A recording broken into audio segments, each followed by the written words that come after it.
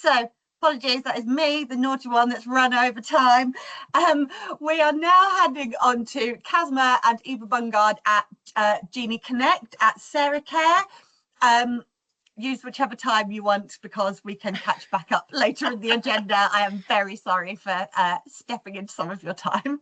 Thanks, Emma. I mean, I can clip it, but yeah, I mean, 8 minutes might be pushing it a tiny bit.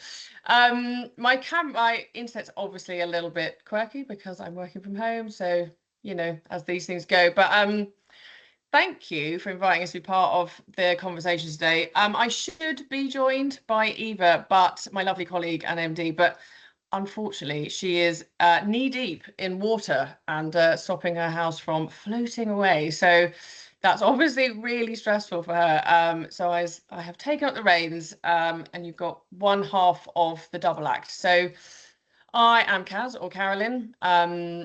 I head up the sales for robotics within Sarah Care, who we've recently become part of their amazing team. I'm going to talk to you today about virtual care and how that becomes a real commissioned service, and one that survives the pilots essentially and looks at scaling. So I'm really happy to be able to occupy a little bit of this space within this forum today.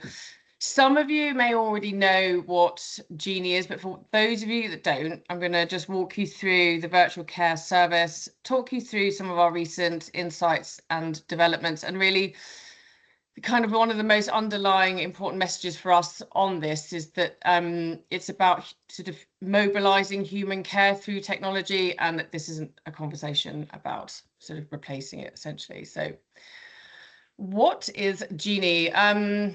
So Genie isn't a sensor or a pendant or a sort of a monitoring device. It's a virtual care delivery mechanism.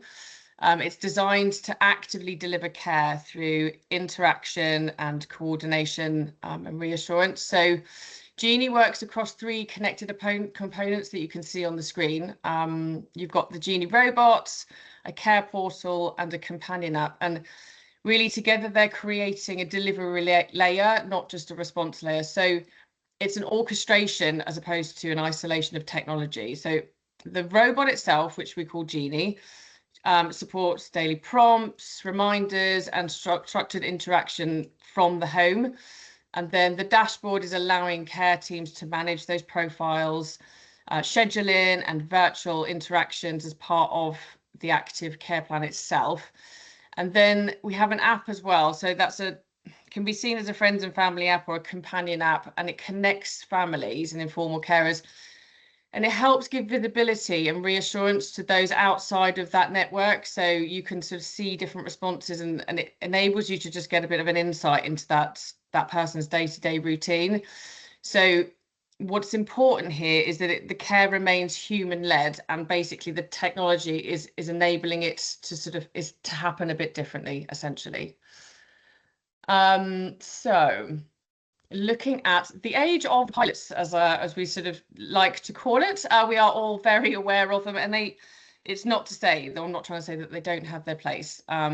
Pilots are there to show us what's possible, but they rarely sort of push us into something that survives. So at the moment, what we see is that most pilots are measured on engagement or outcomes, and ownership usually sits within a project team as opposed to the team that's delivering them. So it's often missing like clear understanding of how the service is actually operating day to day, who's placing it, who's running it, and who adjusts to it. So that's really important. And the 2 other levels that sort of sit side by side is obviously the reviews part of it is essential because you need to understand what's happened, but they do have a tendency to pause a pilot and then it just loses all momentum. And that's really difficult and frustrating for those involved, from both obviously the supplier and the people that are delivering the care. And then the age-old issue of funding, because it's often ring-fenced to that pilot. So to get it into business as usual, it needs to come out of a different pot. And I think we're missing that translation sometimes in how to move it into business as usual, and where that curve is basically. Okay, so moving into permanence. Permanence doesn't necessarily come from better pilots. It comes from better service design, or that's the way we like to look at it at the moment. So to move into permanence, outcomes need to be linked directly to the operational pressures. So what we're looking at are things like rejected visits, packages that are hard to review, and escalation risk. So what we want virtual care to do is actually sit within the active care pathway, not alongside it. So we need a virtual care pilot to essentially evolve into a service which is beyond the project team. And part of that is, or part of that key element is owning the change and who is responsible for that change. So we're looking at, you know, things like who places virtual care, who's going to monitor it, who adapts to it when it changes. So a pilot as a service, I think, is what we're trying to coin now. So putting things in like measurable KPIs, ownership, referral routes, and clear expectations. So when the pilot essentially is treated as a service in waiting, the translation into permanent should be essentially a lot more achievable because it's based on different outcomes. Okay, let's move to the next slide, which is around the sort of where does virtual care sit and is it technology? Because I think it's, for us, it's really worth highlighting where it sits currently, because it's put into the pot of technology enabled care. And that is really talking about enabling response, and virtual care is about delivery. So traditional care, we're talking about pendants and sensors and alarms, which obviously plays a really critical role in detecting the sort of the risk and everything else that's going along with it. But virtual care is delivering care through scheduled interactions and reassurance, coordination.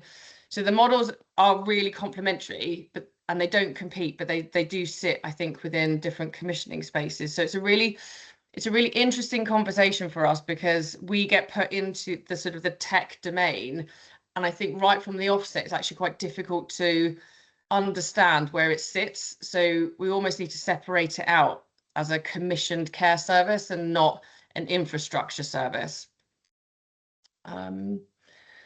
Then on to the next slide. So what sort of outcomes can you expect from virtual care delivery? So what we normally concentrate on, very practical and operational benefits. So we like to see fewer rejected or declined visits, because engagement becomes easier and it's more flexible. We want better use of the workforce time. So we're removing travel and dead time and rigid scheduling.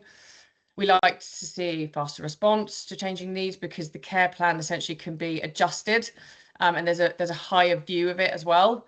But in addition to that sort of regular outcomes measurement, it's also that predictable contact is reducing anxiety. It helps really build confidence in the individuals that are receiving the care, because they're feeling more supported, and then they get this sense of reassurance, and it improves engagement, and it can really address that massive subject of loneliness and isolation, which so many people are suffering from. And then, so when you're putting these things together, what we're looking to basically achieve is a 3-system impact. So you've got scalability, because the services can grow without increasing pressure. You've got avoidance, because earlier engagement reduces unnecessary escalation to the urgent sort of crisis services. And accuracy of the care packages, because if you've got that ongoing interaction and better evidence, you can then sort of that basically goes into the need over time, and you can really keep assessing that person on a different level as well. So that leads me nicely into talking to hopefully the impacts of AI, which for virtual care is in pretty much the immediate future. And one of the subjects which I'll sort of end on really is about the collaboration point, which I think is really important from AI, hearing about how other people are speaking about it, because I mean, it has the potential to significantly strengthen virtual care, but it has to be, for us, we're really passionate about it being developed with clear boundaries. So for the individuals, it has to support natural conversation, and it needs to be around the loneliness and providing reassurance. So especially for those people that don't normally have that regular interaction, and it can recognise behavioural changes over time and shift in routine. engagement and mood. It's all of these things are so important to helping people live successfully in their own home. And then it can surface those insights to care teams rather than acting on them independently. I think the personalization is a really key area. So it should allow interactions to adapt to that specific individual and their preferences and routines without like depending on it. But you're always going to need that human oversight. So from a care perspective, it can provide system insight. So it highlights the patterns across the cohorts and supporting things like prioritization as well. So like the workforce prioritization, I think is a really important subject as well. But our kind of, again, underlying message to this is that for the vast majority of people, they're vulnerable people.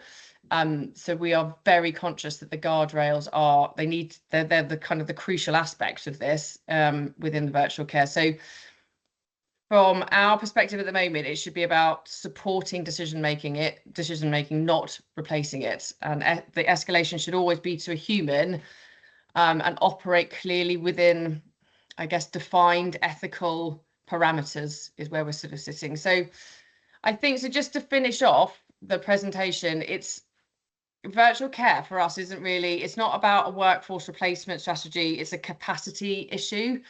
So demand is obviously rising and workforce availability, it just gets more and more constrained. And virtual care should be allowing us and providers to work differently and flex the time, share responsibility and support how we work. But critically, I think from our perspective as well, now working as part of Sarah, it's really important to reinforce that we want to be working collaboratively, and that includes different providers as a blended approach rather than kind of each organisation trying to solve the problem alone. I think is probably quite a clear message from our perspective too. So thank you for listening to me today, and hopefully I haven't run too much over time into the next person. So thank you, Emma. Thank you, Kate.